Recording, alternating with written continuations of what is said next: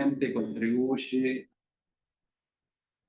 bueno, a eficientizar, digamos, todo lo que tenga que ver con el intercambio electrónico de datos, haciendo posible que computadoras hablen entre sí, entre clientes y proveedores, por ejemplo, de forma tal de que evitar la intervención humana en ese tipo de operaciones. Vamos a ir viendo, y mi idea es un poco hacer una suerte de analogía entre lo que ustedes ven en ingeniería industrial, digamos, con respecto a lo que es a ese tipo de industria manufacturera respecto a lo que es la industria del software.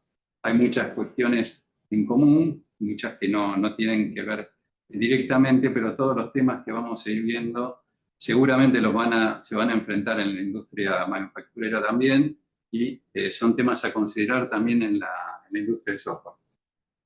Espero que se me... que mover esto. Si querés pasar a la primera PPT, digamos acá, básicamente un poco los objetivos de esta charla tienen que ver con darle un poco hablar un poco de qué es digamos, todos los temas ambientales referidos a la industria específicamente de software. Estos temas incluyen, como ustedes ya deben haber visto o estarán por ver, temas que tienen que ver con riesgos, con peligros, un poco lo que pongo ahí, inspecciones y auditorías, metodologías, regulaciones, todo lo que de alguna manera tiene que ver con asegurar o buscar mitigar, digamos, todo lo que tenga que ver con el efecto invernadero, la huella de carbono, que después vamos a terminar viendo un poco de qué manera impacta la industria del software también en esto, digamos, ¿no?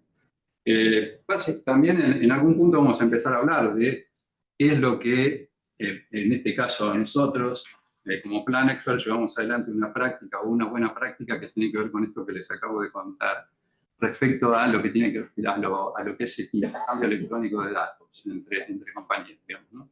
Esto, de alguna manera, lo que está buscando es darle un poco más de independencia, autonomía, trabajar, digamos, en lo que tiene que ver con el trabajo colaborativo en la empresa. Y acá hay un término que es muy importante, esto de la colaboración.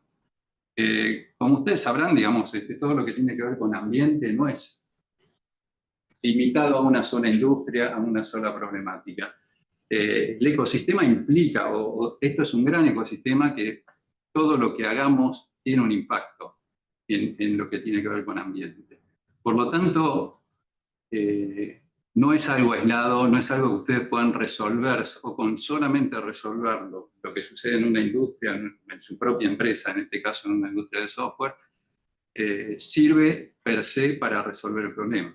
De nada no tiene sentido que la vez pasada estaba en un congreso de todo lo que tiene que ver con oil and gas, que hagamos una eficientización de ese tipo de industria respecto a cómo impacta en el ambiente, si después resulta que para trasladar todo el petróleo o el gas necesitamos recorrer 2.000 kilómetros a la costa para llevar, digamos, ese producto. Entonces ahí, digamos, estamos generando todo lo que pudimos haber ahorrado, digamos, en la eficientización de una industria, lo terminamos perdiendo, lo terminamos contaminando, digamos, en todo lo que tiene que ver con logística. Por lo tanto, para resolver, digamos, todo ese tipo de problemáticas, hay que atacar el tema de manera integral. Y ustedes, de alguna manera, en su rol en lo que es ingeniería industrial, más allá de resolver el problema de la industria, también tienen que plantear cómo resolver todas estas cuestiones que van más allá de la industria. Inclusive, no digo que lo hagan ustedes, pero sí dentro de sus organizaciones, la organización donde van a trabajar, tiene que haber gente que de alguna manera esté buscando resolver estos problemas, digamos, con las provincias, con el Estado Nacional, de alguna manera para que esto se termine resolviendo o impactando de la menor manera posible al ambiente, digamos, ¿no? Básicamente. Pasar a la siguiente, por favor. Bueno, algunas cuestiones básicas de seguridad, digamos, implican algo que ustedes ya seguramente vieron que tiene que ver con la contaminación ambiental y que básicamente uno está hablando del aire y gas. También sucede lo mismo con el suelo. Estoy permanentemente también yendo a congresos de agro, justamente hoy en la mañana estuve en uno, donde se está avanzando muchísimo, si en algún momento les toca trabajar en alguna industria de este tipo, en todo lo que tiene que ver con la protección del medio ambiente. Es una actividad muy vapuleada en ese sentido, respecto sobre todo a los efectos que generan en el suelo. Pero la tecnología que hoy ha evolucionado tanto en lo que es maquinarias y demás, que hoy básicamente, digamos, con drones y con máquinas de última generación, que básicamente hoy también si no existe un problema de conectividad, ¿no? Si no hay conectividad en los campos, las máquinas nuevas de los campos no pueden funcionar. No sé si sabían eso. Nosotros, por desgracia, tenemos máquinas de más de 20 años funcionando que no tienen este problema. Pero las máquinas que tienen 10 años y menos prácticamente no pueden funcionar si no hay conectividad, porque hoy en día todas las máquinas están, más allá de sembrar semillas, están generando datos también. Y datos que son necesarios para después tratar el tema de lo que es ambientalismo. Es decir, bueno, de qué manera, cuánto fue sembrado, cómo fue sembrado, digamos, y ahí aparecen también un poco las distintas tecnologías y software asociado, vinculado a resolver esas problemáticas, digamos. Ustedes, como ven acá, digamos, estamos hablando de contaminación ambiental, pero también estaba mencionando el tema de riesgos de seguridad, porque es otro tema que finalmente, si no trabajamos en ambientes seguros, después vamos a ver algunas analogías también con la industria del software. Pueden haber accidentes, pueden haber roturas, en el caso de una industria, un caño que se pueda pinchar y una pérdida de gas, digamos, al medio ambiente. Con lo cual, todo ese tipo de accidentes o desechos, elementos tóxicos, que eso también aplica en la industria del software, son todos elementos que pueden llegar o que sí tienen que ser considerados, digamos, cuando uno está hablando de seguridad ambiental, digamos, ¿no? Esto, cuando sucede, no solamente tiene impacto en la salud de las personas y del medio ambiente, sino también tiene impacto económico. Y ahí empezamos a tocar temas que por ahí son más sensibles, ¿no? En general, las industrias están más preocupadas por el cash que por lo que sucede en el ambiente, y que les impacte en lo económico. Ahí es cuando empiezan a considerar efectivamente todo este tipo de modificaciones. Por eso, cuando uno está hablando del cuidado del medio ambiente, siempre esto tiene que terminar evaluado de alguna manera. Ahora después vamos a ver que a través de compañías que nos ayudan a bajar la huella de carbono, no solamente se contribuye con ese objetivo, sino que también lo que está buscando es optimizar procesos, mejorar, ahorrar, digamos, gastos también. Y eso es el lado por el que, uno de los lados por los cuales hay que atacar a las industrias para que de alguna manera consideren trabajar en la mejora o en evitar o bajar la huella de carbono, ¿no? El impacto económico. Esto, digamos, el impacto económico no solo se manifiesta, digamos, en las pérdidas que pueden llegar a producirse producto de contaminaciones o de accidentes, sino también en multas, en sanciones o en pérdida de certificaciones. Básicamente en la industria, en cualquier tipo de industria, en la industria del software también aplica esto. Hoy, empresas que quieren trabajar seriamente son empresas que de alguna manera buscan tener certificaciones internacionales respecto a sus procesos. Hay distintas normas internacionales que aplican para esto, como las normas ISO, CMMI o bien IRAM, digamos, que son normas que ustedes seguramente deben haber visto, o sea, algunas que aplican a todo lo que tiene que ver con seguridad ambiental. Después creo que enuncio algunas por ahí también.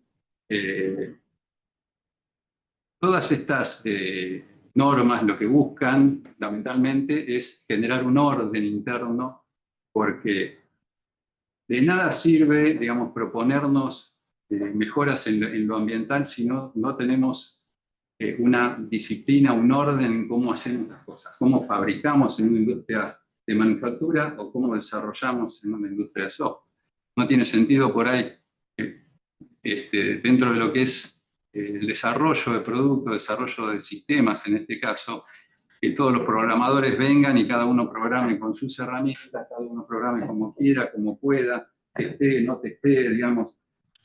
eso indudablemente va a generar o va a ser contraproducente para la economía de la compañía, pero también para la economía eh, digamos, cómo eso pone o mete ruido, digamos, a todo lo que tiene que ver con lo ambiental, porque voy a generar mucha más energía o pérdida de energía, consumo de energía, errores, reprocesos, en el caso de la industria manufacturera, para rehacer o corregir, en la industria del software, para rehacer programas que funcionaron mal o que están desprolijos o que son, digamos, están llenos de bugs o no generan o no llegan al objetivo, con lo cual es importante que las organizaciones, ya sean de software o de industria manufacturera, estén o trabajen de acuerdo a procedimientos, de acuerdo a que elijan cualquier procedimiento o norma como las que mencioné, por ejemplo, recién.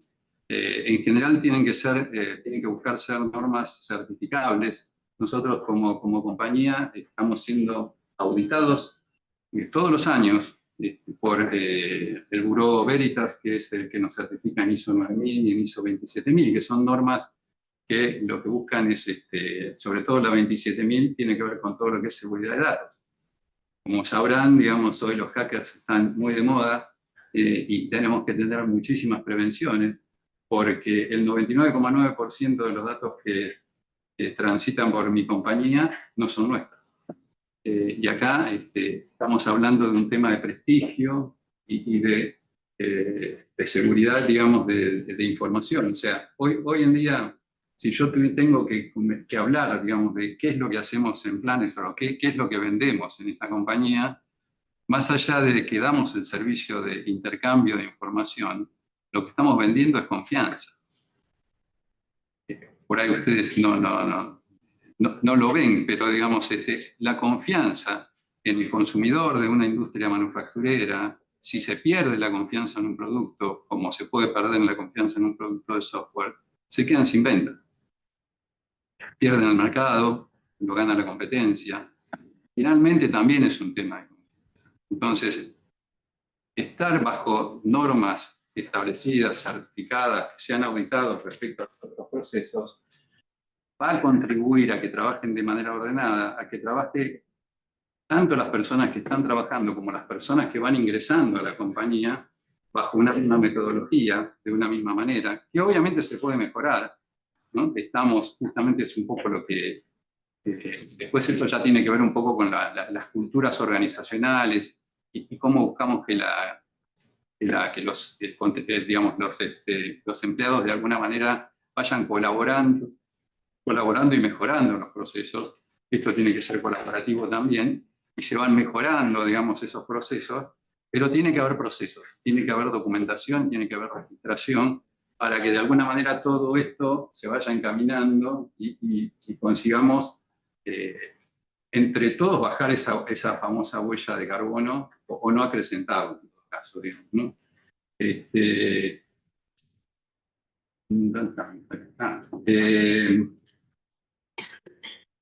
Tomo un poquito el tema de lo económico que estábamos hablando recién.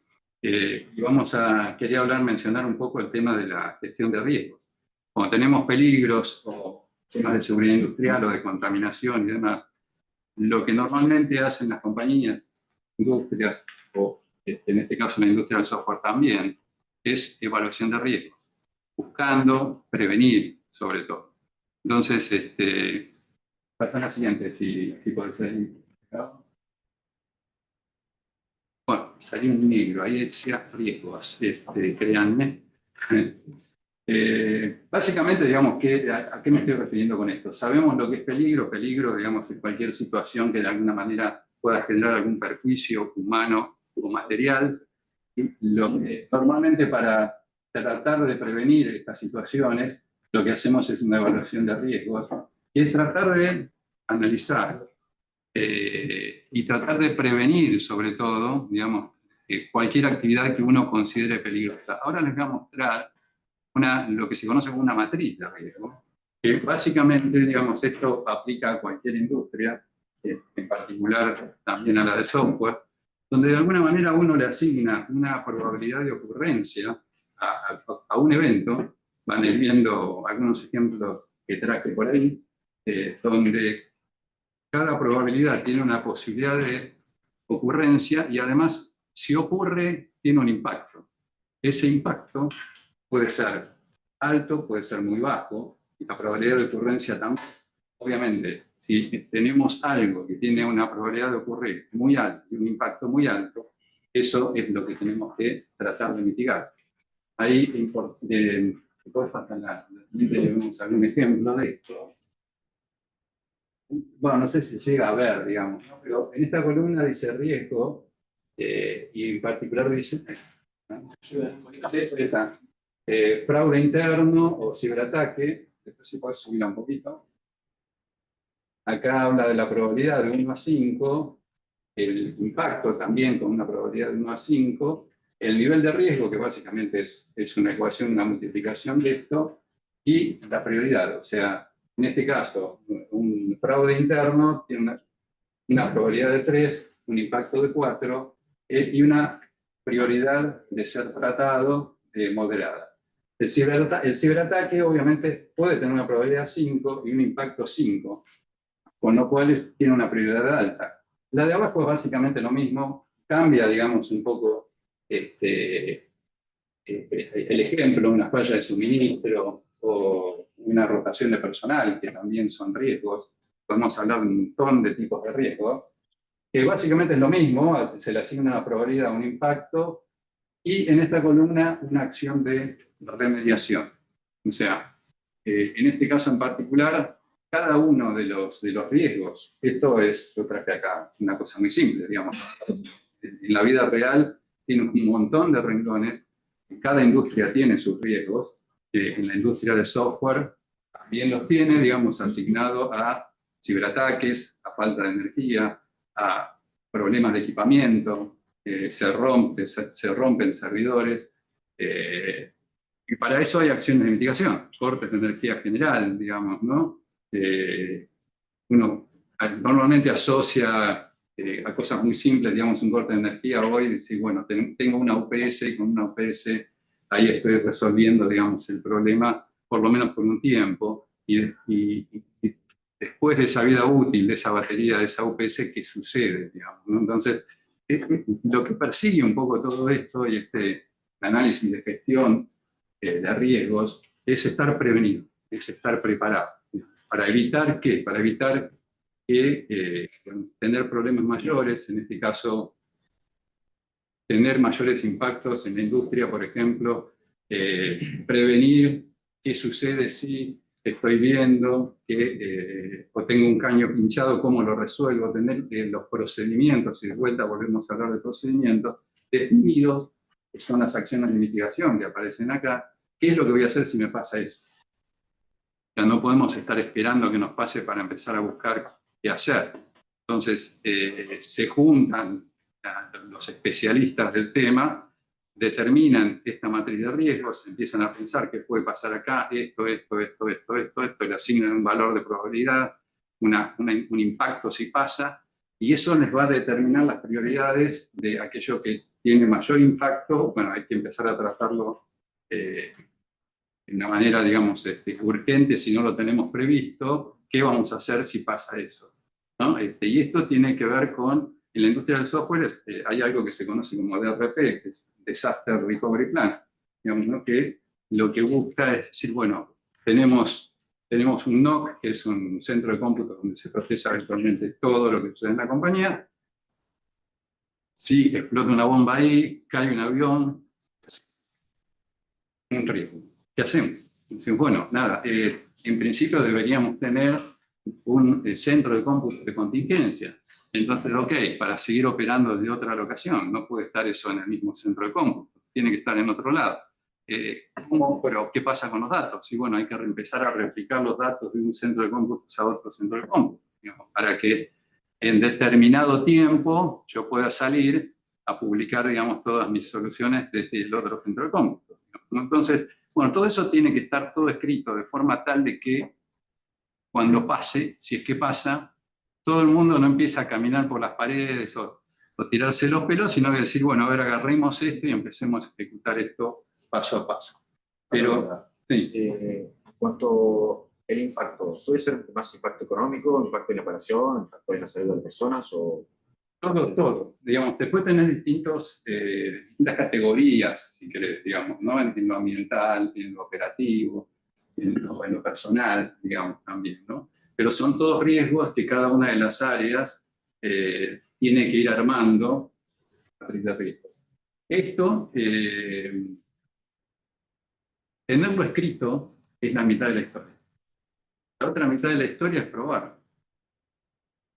Porque si de repente nos encontramos con qué nos pasa y resulta que la acción de mitigación no funciona y nos vamos a enterar justamente cuando, en el caso del centro de cómputos, no lo tengo más y tampoco me funciona mi contingencia, estamos en el horror.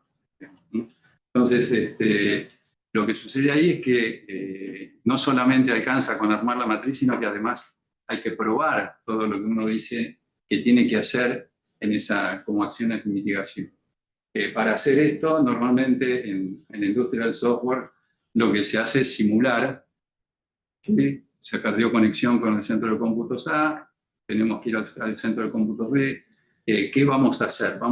Normalmente son una cantidad de pasos, se imaginan, digamos, para ir apagando. Bueno, en el caso de que se incendió todo, no hay que apagar nada, simplemente hay que empezar a levantar todos los servicios del otro lado. Pero normalmente lo que sucede es que se puede haber muerto un servidor o se perdió conectividad de internet en el NOC donde estábamos. Entonces hay que empezar a apagar cosas de manera ordenada para empezar a levantar cosas por el otro lado, ¿no? Entonces todos esos pasos, algunos de ellos se pueden ir probando sin necesidad de matar el centro de cómputos operativo, ¿no? Y dejar a los clientes todos colgados de la nube, digamos, ¿no? En el mejor de los casos, lo que se puede hacer es levantar, ¿sí?, el centro de cómputos 2 y continuar operando desde esta otra instancia con alguna pérdida ínfima de datos. Hoy en día la tecnología de replicación y la calidad de Internet que tenemos nos permite hacer todo esto cada vez mejor, de forma tal de que las actualizaciones de los datos estén prácticamente con un minuto de retraso respecto a lo que es operativo. Entonces, básicamente esto tiene que ver está dentro de una metodología, hace un rato hablábamos de esto, de tener una metodología, de seguir normas y procedimientos. Esto está incluido o debería estar incluido dentro de estos procesos de cada una de las compañías, y es algo que también es auditado. Si no hablábamos también un poco de esto, no solamente ustedes lo tienen que construir, digamos, para sostener certificaciones de ISO 9000 o de CMMI o de OIRA, es necesario que las compañías sean auditadas por terceros. Daniel, sí. Porque acá tenemos alumnos de México que quieren hacerte preguntas. Bueno. Acá tenemos a Juan Juárez, adelante. What?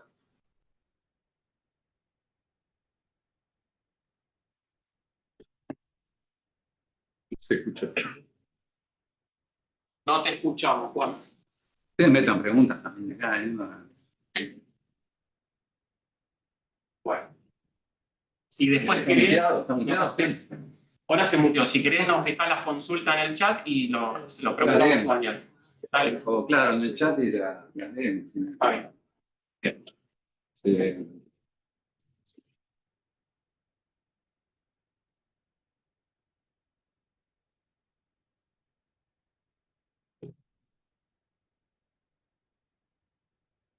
Bueno, si no hay preguntas de este lado, continúo un poco lo que podés pasar el siguiente ahí. Sí.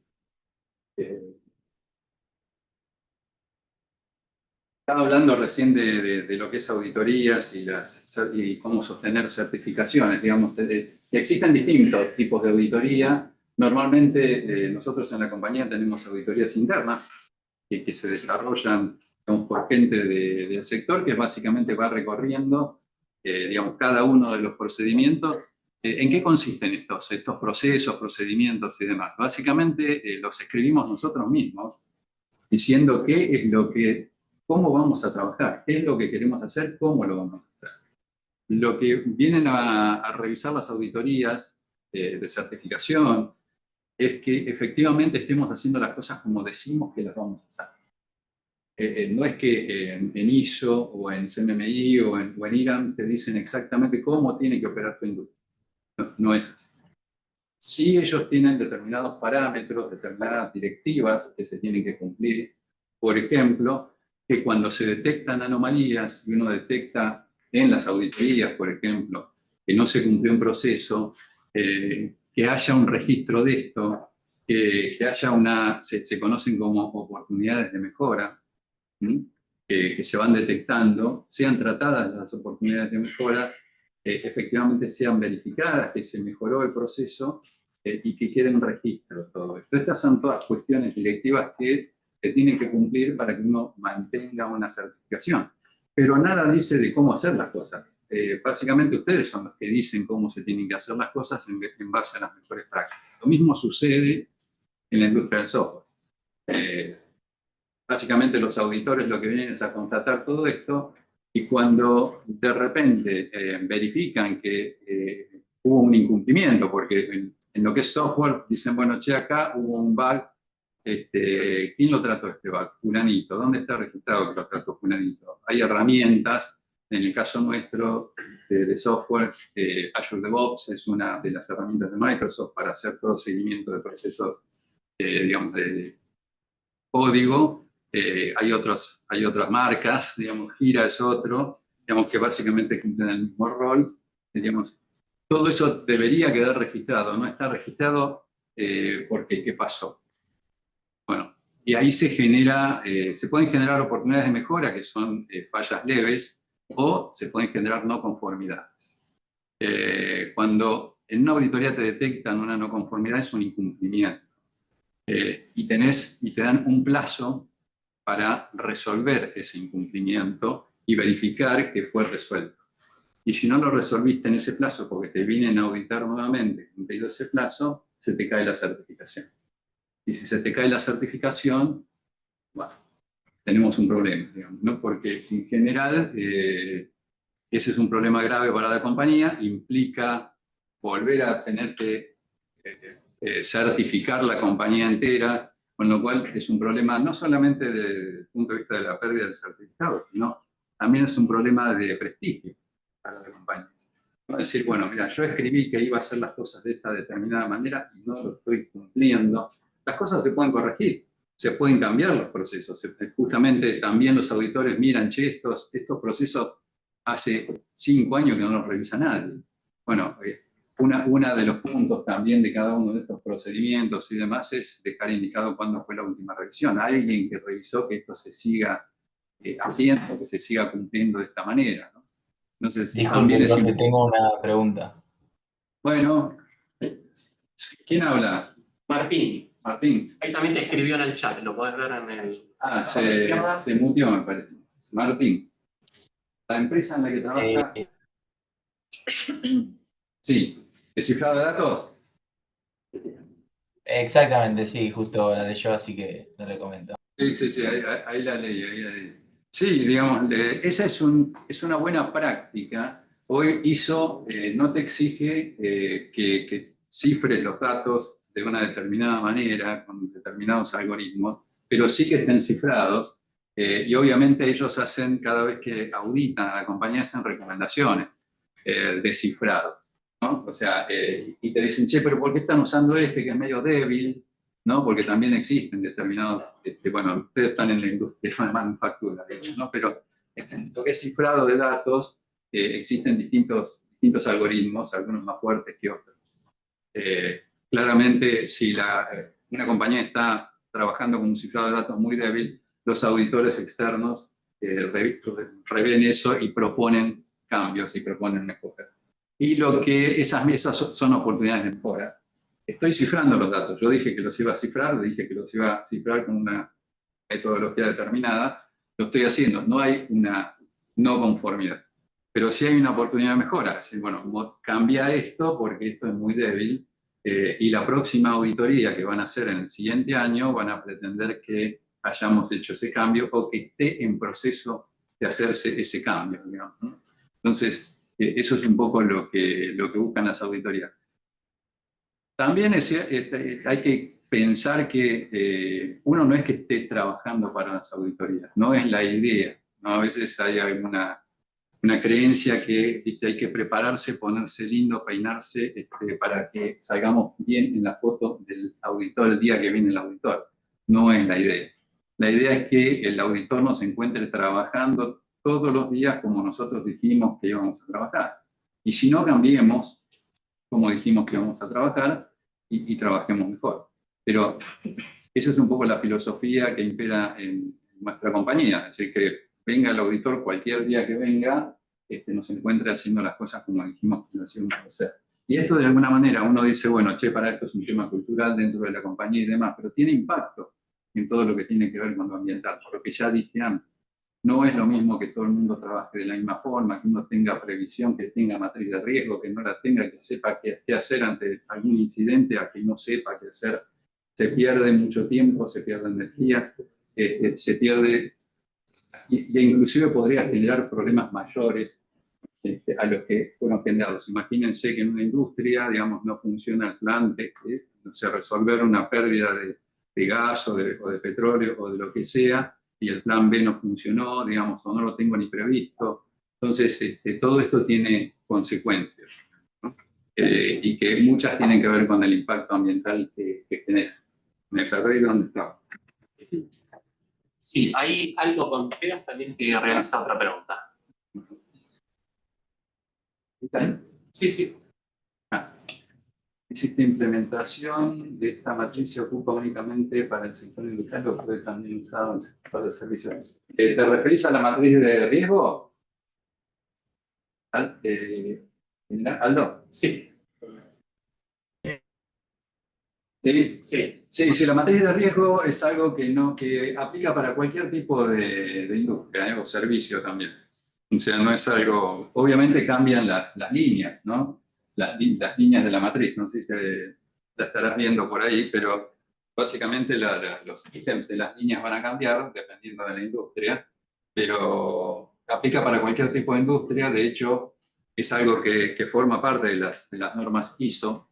Después, bueno, cada uno asigna, digamos, el nivel de ocurrencia, la probabilidad de ocurrencia, el impacto y demás. Eso ya depende de cada una de las empresas, digamos, de cómo va a impactar eso. Bueno, hablaba de tipos de auditoría, categorías de auditoría, digamos, pueden...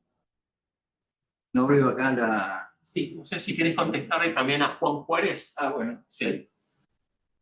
respecto a la herramienta de matriz de riesgo, su ejecución se lleva a cabo con especialistas que cuenten con experiencia, o las evaluaciones están estandarizadas para que cualquier persona pueda evaluarla.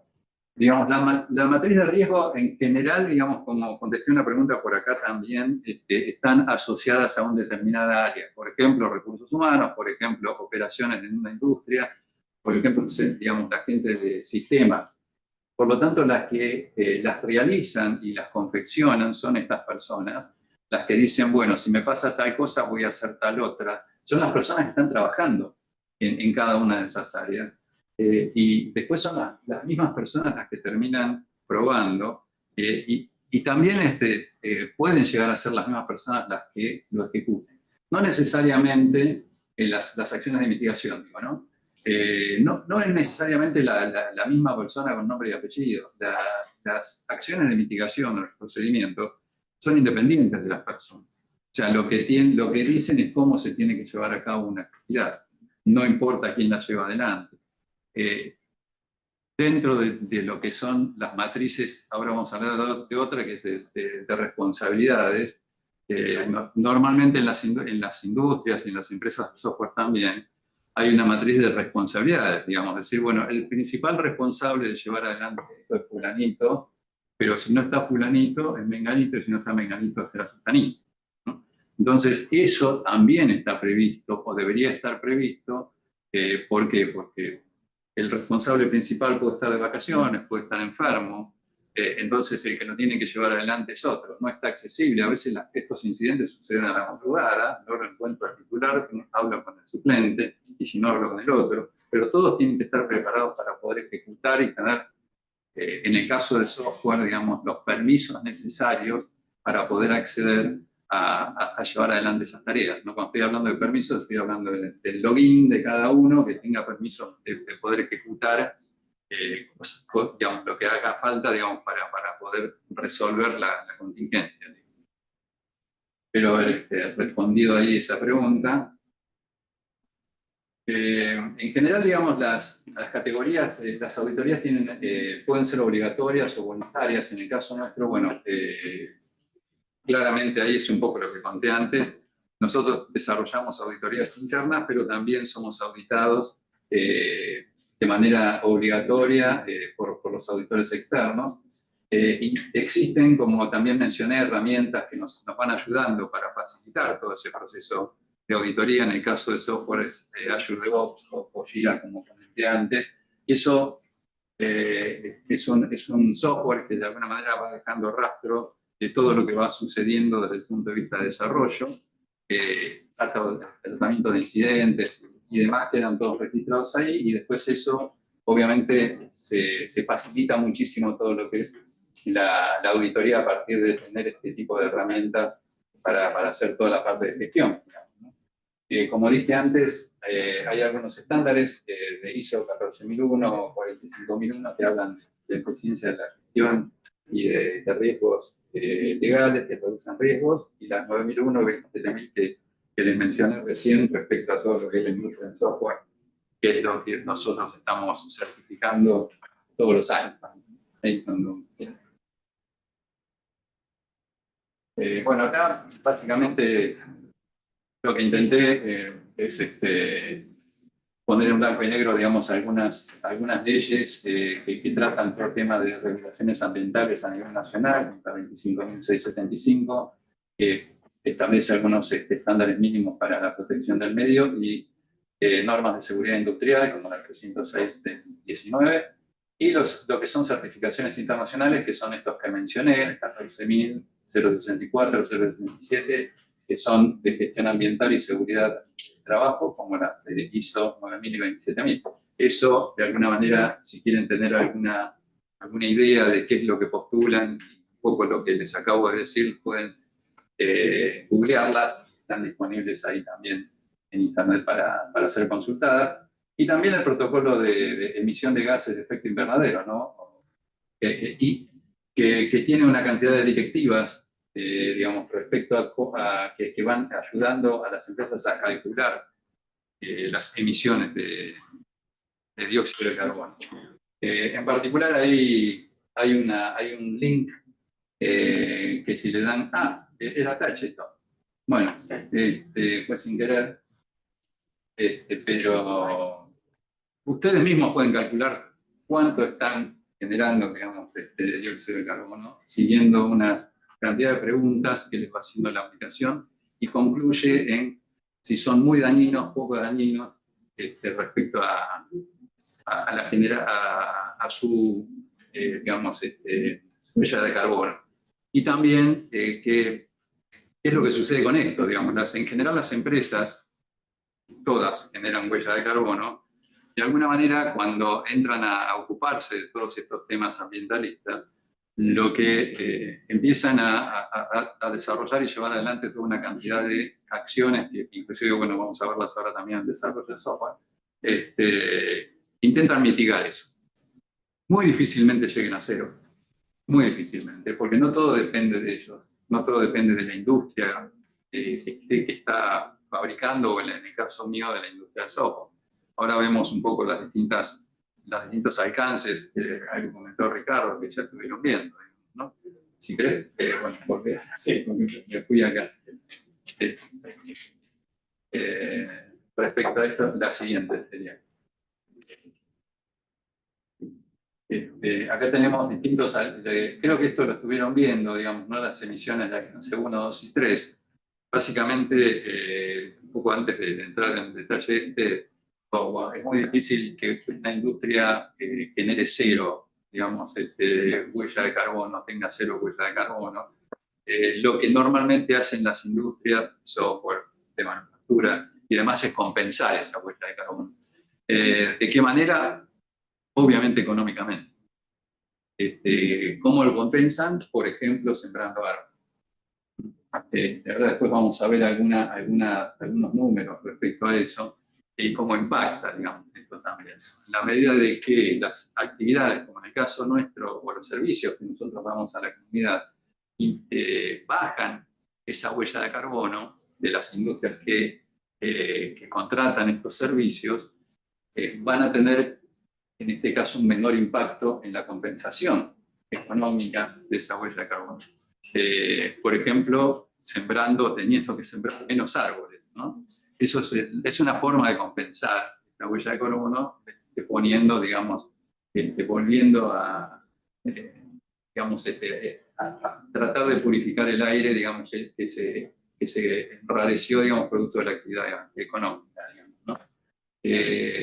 Las emisiones de alcance 1 son básicamente las que genera la propia industria, la propia empresa, en este caso, y que tiene que ver específicamente con la actividad puntual de esa empresa. Las de alcance 2 tienen que ver con el consumo de energía, básicamente por la compra de energía, en caso de que no la generen ellos, y las de alcance 3 tienen que ver con el resto, que normalmente ahí son alcanzadas de manera indirecta a través de los proveedores, por ejemplo, o inclusive en el caso nuestro, del desarrollo de software, del uso de nuestras aplicaciones por los clientes. O sea, el hecho de que nosotros estemos vendiendo servicios y que haya clientes que consumen nuestros servicios y que gastan energía y consumen electricidad y hasta por ahí consumen papel por el hecho de usar nuestros servicios, después vamos a hablar un poco más de eso, también están sumando, digamos, a emisiones de alcance 3, digamos, ¿no? Esto normalmente se llama la huella de carbono digital, ¿no? Las que generan, digamos, las industrias del software, justamente, ¿no? Que son producto del uso de estos productos. Por eso la importancia de gestionar, digamos, ¿no? Todas estas emisiones para que, digamos, que todo sea mucho más sostenible. No sé si quedó alguna duda, pero vamos a dar algunos detalles, digamos, ¿no? Como les decía recién, del alcance 1, 2 y 3 y la huella de carbono digital. Se estima que hoy en día se generan emisiones entre el 2,1 y el 3,9 de las emisiones totales por la industria del software. O sea, que no es poco. Es bastante importante. Ahora vamos a ver un poco qué es poco y qué es mucho, digamos, ¿no? Hoy un tema que también es importante tratar, el consumo de Internet hoy, y cada vez más, es cada vez más importante y más pesado para todo lo que es el ecosistema, porque con la irrupción de lo que sería inteligencia artificial, el consumo de energía de los grandes centros de cómputos, de Google, de AWS, Microsoft, ha crecido de una manera exponencial, ¿no? Con lo cual, digamos, está muy lindo esto de tener Internet por todos lados, ¿no? El agro también escuchaba, che, la conectividad, necesitamos que haya conectividad y todo eso, pero eso tiene un precio también, digamos, no tiene una ganancia, pero también tiene un precio. Entonces, si vamos a la huella de carbono de Google, es astronómico. Está bien que Google gana mucha plata también y de alguna manera va compensando de otra manera todo esto, pero el consumo de energía que tiene, por decir algo, Google, ha llevado a pensar hoy en día, ya están en desarrollo, NOCs o centros de cómputos, para decirlo de una manera simple, que se están instalando debajo del océano. ¿Por qué? Porque uno de los graves problemas que tienen estos centros de cómputo es cómo enfriar. Entonces, se están instalando, parece una cosa de ciencia ficción, ¿no? Pero digamos, es lo que está sucediendo, justamente para tratar de bajar la huella de carbono. Ahora resulta que se van a calentar los océanos, ¿no? Pues, pero está sucediendo eso. Decía que el consumo de Internet global es equivalente al consumo de energía de un país mediano. Hoy, digamos, de todo el año, ¿no? Es lo que está llevando el consumo de Internet y eso va creciendo. Y la huella, digamos, acá, de carbono digital en general, es que se produce por la fabricación y el uso de dispositivos electrónicos, todas las notebooks que tienen ustedes en este momento sobre el escritorio, están generando esto, la operación de centro de cómputo, como le dije, la transmisión de datos, tema de Internet, digamos, ¿no? Y la gestión de los residuos. O sea, ¿cuáles son los residuos? Cuando tiramos la computadora, cuando tiramos el mouse, cuando se nos rompió el teclado, ¿dónde va a parar todo eso? Esos son todos residuos tóxicos. Eso también hay que gestionarlo. Hoy también somos auditados respecto a eso y no estamos certificando todavía normas que tienen que ver con el control del medio ambiente, lo vamos a hacer, estamos en un proceso hoy nosotros de relevamiento, porque para construir esa huella de carbono, recién les mostré ahí un link para que ustedes puedan ver, calcular su propia huella de carbono. Bueno, las industrias es más complejo, digamos, ¿no? Hay que relevar cómo opera cada una de las industrias, de dónde viene la energía, digamos, si se imprimen, cuántas impresoras, cuánto papel está imprimiendo las impresoras por mes.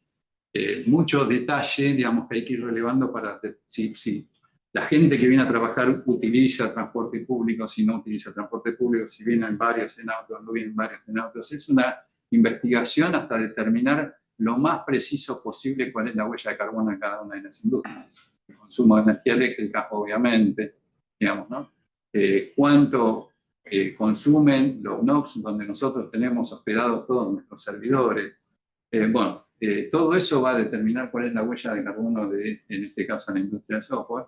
Y a partir de ahí, digamos, estos procesos de certificación de las huellas de carbono, lo que terminan concluyendo es decir, bueno, este es tu número, y estos son todos tus problemas, y estas son todas las posibilidades de mitigación que tenés. Por ejemplo, la energía eléctrica la puedes reemplazar por energía renovable. Entonces vos decís, bueno, pueden ser los paneles solares en el techo, hay que ver si el edificio donde estás te permite poner paneles solares en el techo. Si no te permite ponerlo, bueno, esa solución claramente no aplica. O sea, no todo lo que se sugiere se puede hacer.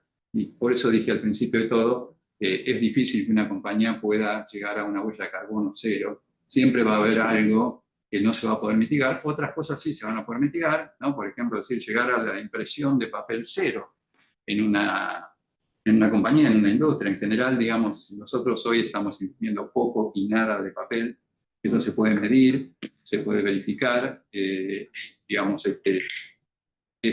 hoy en día prácticamente no es tan necesario estar imprimiendo cosas, digamos, ¿no? Porque finalmente uno lleva PDF en un celular o lo lleva en la notebook o lo que sea, sin necesidad de tener que estar imprimiendo papel, digamos. Y algunos ejemplos de la industria, básicamente es emisiones de alcance 1, lo que estábamos relevando, que les comenté recién, el consumo de energía eléctrica en nuestras oficinas. Nosotros estamos yendo 2 veces por semana presencial. Si de repente cambiamos esa política y vamos todos los días presencial, obviamente la huella de carbono nuestra se dispara, ¿no? Entonces el hecho de trabajar remoto, digamos, también puede tener o no puede tener, dependiendo un poco del consumo que se hace, digamos, ¿no?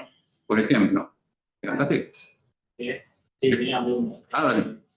Y pero eso de trabajar híbrido, implica que no va a estar haciendo trabajo. Iba a decir eso, sí, iba a decir eso, porque de alguna manera el hecho de trabajar en las oficinas, por ejemplo, en el consumo de aire acondicionado, si todos ustedes estuvieran en su casa y todos prenden el aire acondicionado respecto a que acá tenemos un aire acondicionado único que nos refresca a todos, es mucho más eficiente desde el punto de vista ambientalista que cada uno de ustedes esté, digamos, consumiendo energía en sus casas, digamos, ¿no? Sobre todo en estos ejemplos. Pero bueno, también el hecho de que hay menos, por eso le digo, es muy detallado todo, ¿no? O sea, muy, muy fino. ¿Cuánto costó que todos los empleados fueran a trabajar de manera presencial?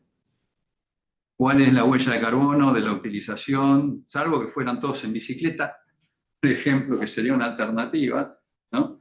En Holanda sucede mucho eso, pero digamos, todo eso genera una huella de carbono también. Entonces, nada, es cuestión de ir poniendo en la balanza qué soluciones se pueden aplicar en cada caso, ¿no? Y ustedes, dentro de lo que es la carrera ingeniería industrial, digamos, tienen que evaluar un poco todas estas cuestiones, porque hay algo que en algún punto también lo digo en la presentación, el tema de la sustentabilidad es cada vez más importante dentro de lo que es la economía mundial, digamos, ¿no? Hoy en día, por ejemplo, Argentina está teniendo dificultades para poder exportar carne a Europa, porque no estamos dando con las reglamentaciones europeas respecto a la deforestación. O sea, ¿esto qué quiere decir? Que el ganado no se haya tenido que deforestar para darle de comer a la vaca. Entonces, no podemos demostrar lo que estamos haciendo porque no tenemos datos. Entonces, eso iba a empezar a aplicar a partir de este año.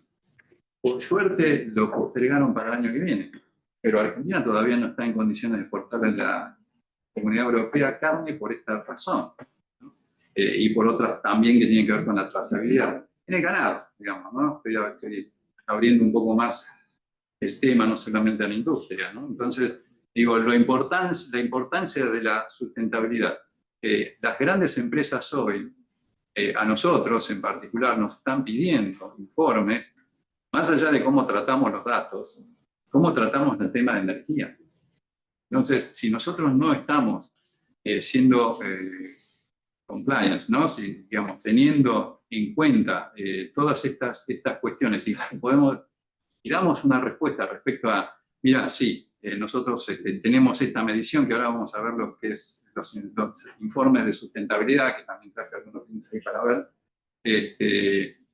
donde cada una de las empresas manifiesta todos los años cómo va progresando respecto a la sustentabilidad y a la mejora de sus procesos respecto a cómo trata el medio ambiente, se quedan sin negocio.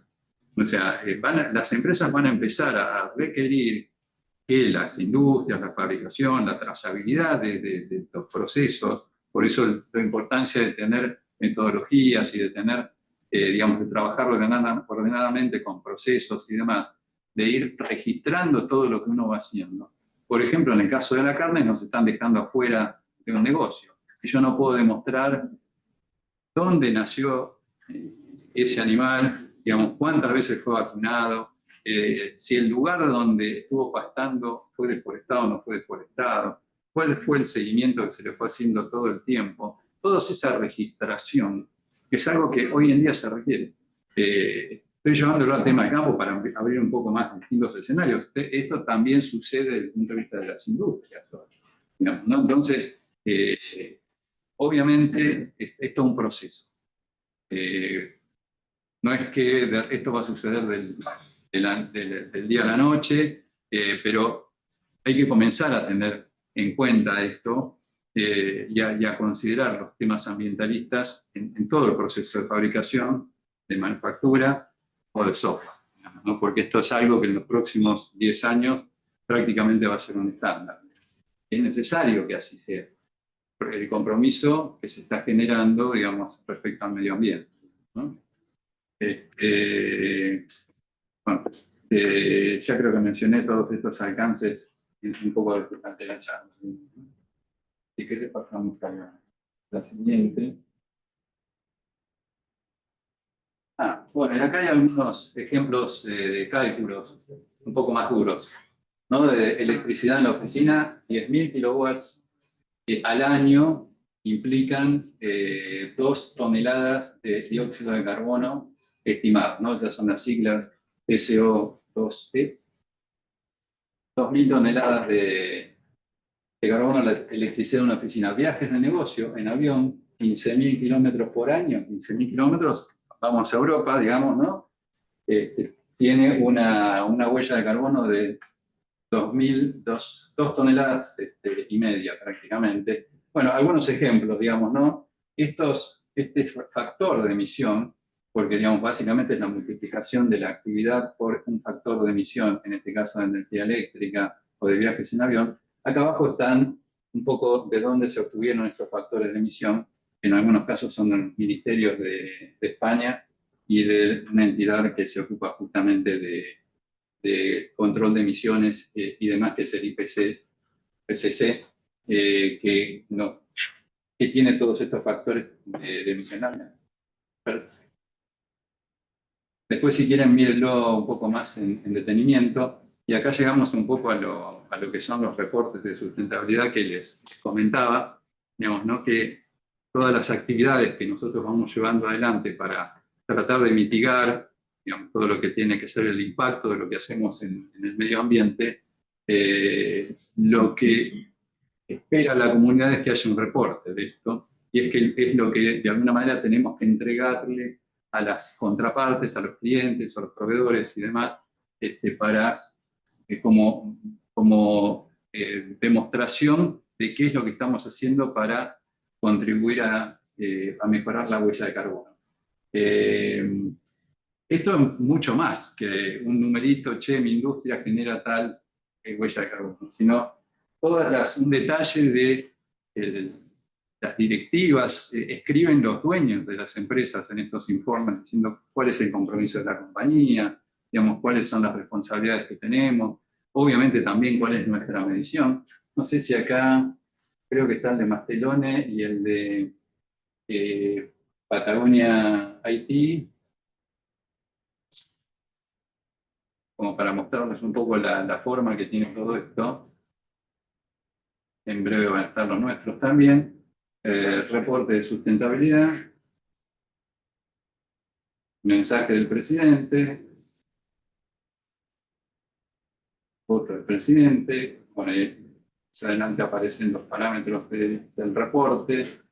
Esto está dentro del PDF, que obviamente lo pueden tener. Para tener una idea de algo, de la seriedad y de toda la información que tienen estos reportes de sustentabilidad, que de alguna manera en la industria que ustedes vayan a trabajar seguramente los van a empezar a hacer y seguramente les va a tocar también en algún punto colaborar con todo esto y obviamente lo tienen que hacer, ¿no? Vamos a la... No sé si hay alguna pregunta por acá.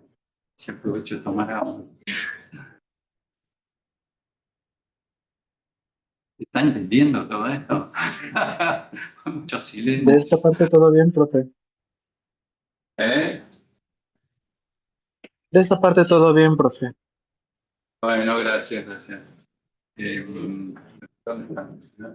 Los reportes están bueno, fuimos a hacer un reporte. Bueno, hay distintos estándares en cómo se elaboran estos reportes. Hay distintas entidades, que acá mencioné algunas, CRI, SACSB, son distintas directivas y demás que nos van orientando a los contenidos, qué es lo que tiene que contener un reporte de sustentabilidad y nos guían como para construir eso, ¿no? Y ahí están un poco las entidades. Y bueno, obviamente tener todo esto en orden, no solamente resumiendo un poco todo lo que estuve diciendo, digamos, tener solamente, digamos, toda la parte de procesos, de procedimientos, de tablas de matrices de riesgo y demás, no solamente son importantes, sino que también tener todo lo que tiene que ver con la sustentabilidad en orden, y registrado y documentado, obviamente dan mucha reputación hoy en día, digamos, a la industria que ustedes representan, ¿no? Digamos, en el caso nuestro, volviendo un poco a lo que dijimos antes, ¿no? Estamos vendiendo confianza. Entonces, esto contribuye justamente a reforzar todo eso respecto a cómo tratamos de mitigar todo lo que es nuestra huella de carbono en el medio ambiente, ¿no? Bueno, pues no sé si creo que no le paso, aquí no sé. Esto me pareció interesante, ¿no? En el caso de una compañía de software, yo creo que también aplica a la industria en general, ¿no? Las compañías de software, porque uno dice, che, ¿y cuándo, qué está bien y qué está mal en todo esto, ¿no? Digo, bueno, algunas directrices que pueden, digamos, de alguna manera marcar cuándo una industria de software está bien posicionada respecto a su huella de carbono. Bueno, primero se mide las huellas de carbono. O sea, si no tenemos ni idea del impacto que estamos generando, estamos mal. Si hay una huella, por ejemplo, si tiene una huella de carbono por empleado menor a 3 toneladas de dióxido de carbono por año, estamos bien. Hay formas de medir todo esto, ¿no? Un poco estuvimos hablando respecto a la puntillosidad que hay que ir teniendo para poder registrar esto. Al final uno llega a decir, bueno, mira, dado que la huella de carbono de esta empresa que emplea a 100 empleados, bueno, divido mi huella de carbono por 100 y tengo que por año, digamos, lo que cada uno de los empleados consume, digamos, de huella de carbono. Sí. Tengo una consulta. Los reportes de sustentabilidad de las compañías software utilizan la ISO 14064 como las industrias. Sí.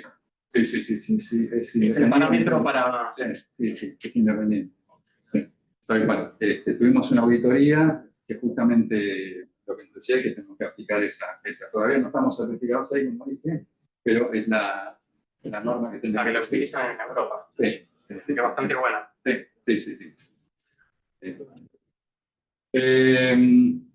Bueno, energías renovables o compensaciones, lo que dijimos, si utilizan energías renovables o compensan, estamos bien. Si optimizan, bueno, acá estamos hablando de código, ¿no? También optimiza su código, la arquitectura, y obviamente reducir los viajes y demás, y mejora toda la eficiencia, cámaras apagadas, no sé, bueno, claramente un montón de detallecitos, digamos, no hay que ver después, estos son ejemplos. Hay que ver cómo impacta todo eso, realmente. O sea, el acumulado de todo esto, si tiene sentido decir, bueno, che, chicos, prendan las cámaras, no prendan la cámara. No tengo el detalle de cuánto termina impactando todo esto. Pero bueno, algunos ejemplos de cómo una empresa de software se puede decir que está bien respecto a una huella de carbono, ¿no? Todavía hay mucho en discusión respecto a qué es alto, qué es poco, qué es mucho, digamos, ¿no? Es algo que todavía se está tratando de elaborar. Siguiente. Sí. Bueno, algunas cosas de estas ya las estuvimos viendo, ¿no? Respecto al incumplimiento, cuando hablábamos de normas ISO en particular y a no seguir los procedimientos, las causas de los incumplimientos pueden dar orígenes a oportunidades de mejora o a no conformidades. Las consecuencias del incumplimiento pueden ser las pérdidas de certificaciones. La gestión del incumplimiento tiene que ver con lo que hablamos respecto a, bueno, tuve esta no conformidad o esta oportunidad de mejora, ¿qué hice? ¿Cómo la resolví? ¿Cómo controlé que fue resuelta? ¿Cómo verifiqué que ya no la tengo? Y eso tiene que quedar todo debidamente documentado, tiene que ver con la gestión del cumplimiento. Y bueno, obviamente los beneficios del cumplimiento tienen que ver, digamos, con básicamente no solamente cumplir con lo que decimos que vamos a hacer en cada uno de nuestros procesos, sino que este orden, de alguna manera, en todos nuestros procesos, lo que busca justamente es trabajar de manera ordenada, de manera eficiente y de manera productiva.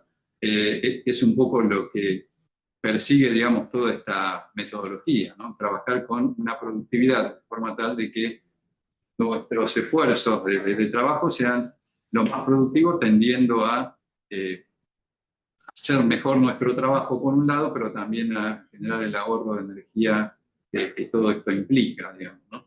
Por lo que ya dijimos antes respecto a trabajar desordenadamente y las consecuencias que tiene todo eso en la industria y también en el ecosistema.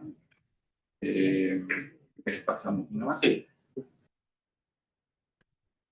Bueno, acá llegamos digamos, les cuento un poquito, digamos, en mi caso nuestro, cómo lo que hacemos en Plan Expert contribuye un poco a disminuir la huella de carbono respecto a la gente que contrata estos servicios. Básicamente lo que estamos haciendo nosotros ahí es lograr que haya computadoras que hablen con computadoras, resolviendo toda la heterogeneidad de formatos de archivos.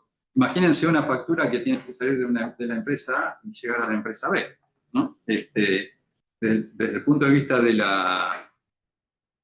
esa factura, primero tiene un formato X, que no es necesariamente el formato en que lo puede leer la empresa B.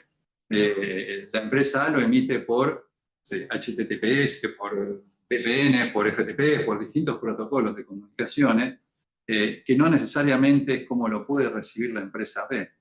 Nosotros en Planexor lo que hacemos es resolver esa heterogeneidad, que cada emisor emita el documento en el formato que puede hacerlo a través de un protocolo de comunicaciones que puede utilizar. Nosotros recibimos ese documento, lo transformamos al formato en que el destinatario lo puede procesar y se lo enviamos por el protocolo por el cual lo puede recibir. Entonces, de esta manera, no hay ese proceso de transformación, lo hacemos nosotros, de forma tal de que no haya computadoras directamente hablando con computadoras. Hoy les cuento un poco la dimensión que tiene todo esto. Hoy estamos trabajando con más de 60 cadenas de supermercados, mayoristas y distribuidores. Las grandes cadenas de supermercados ya no imprimen órdenes de compra, generan órdenes de compra a través de estos mecanismos. No somos el único proveedor de mercado, digamos, ¿no? Haciendo estas buenas prácticas.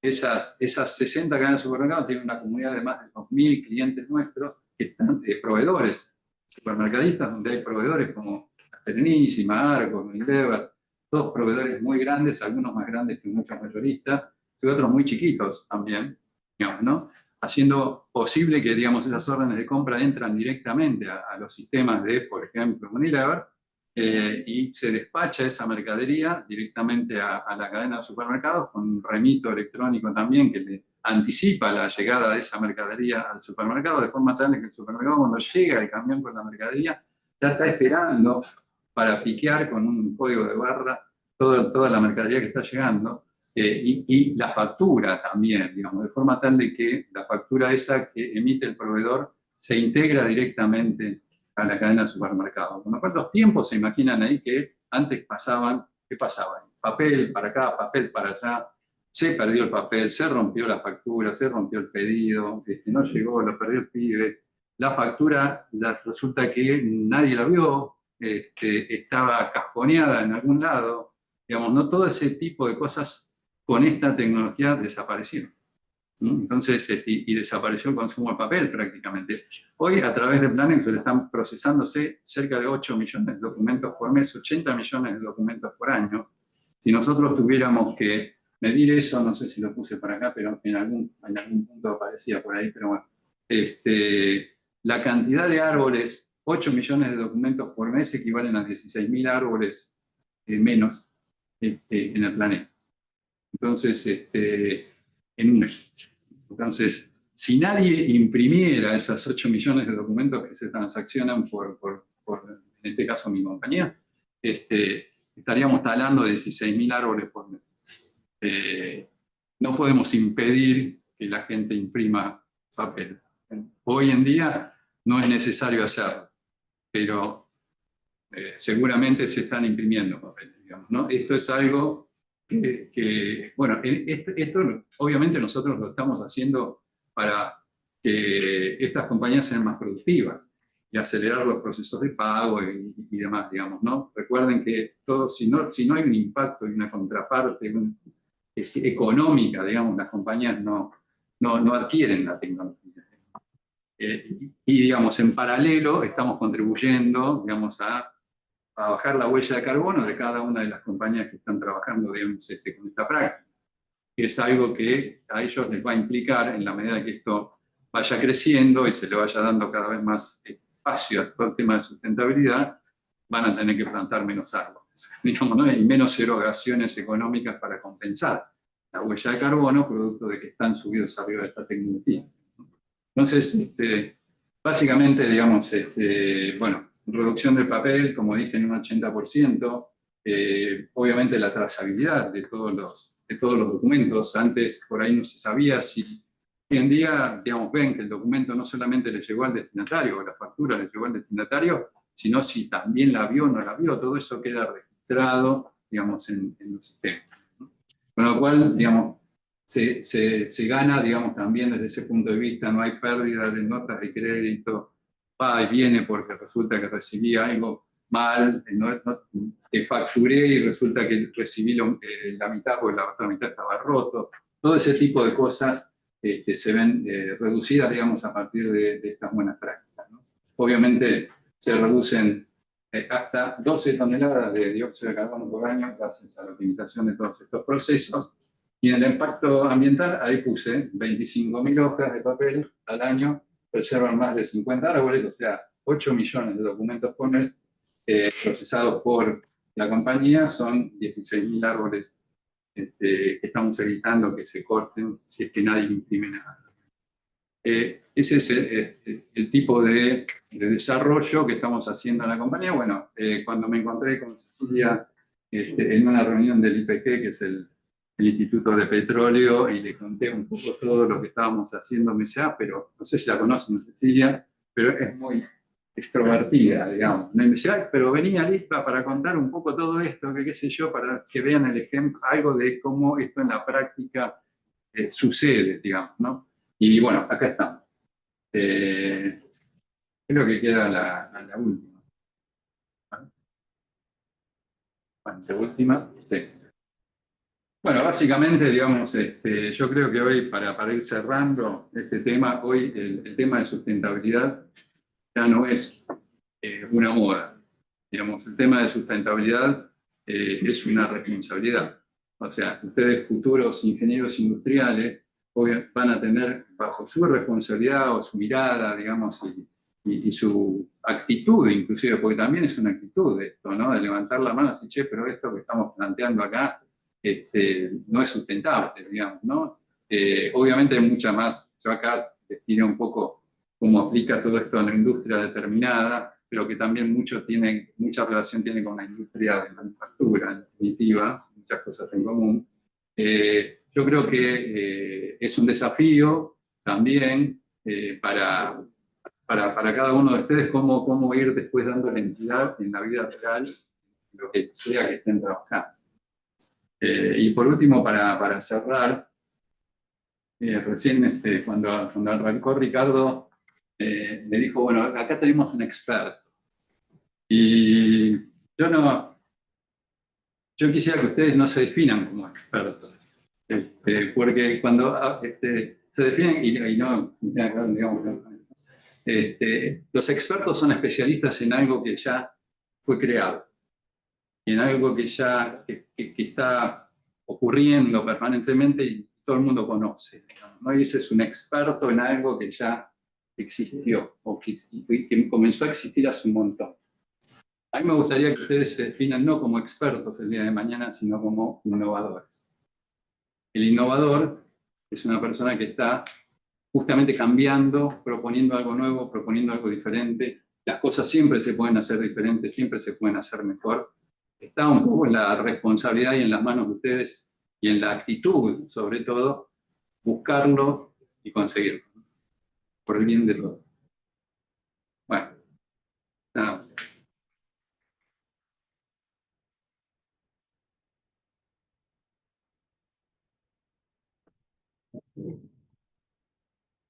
Juan, tenés levantada la mano, no sé si querés hacer alguna consulta. Está aplaudiendo, ¿no? Está aplaudiendo, bien. La manita de aplausos. No, si hay alguna consulta, o nos escriben por chat, o nos pueden hablar con micrófono sin ningún problema. Ahí me pareció que había alguna pregunta.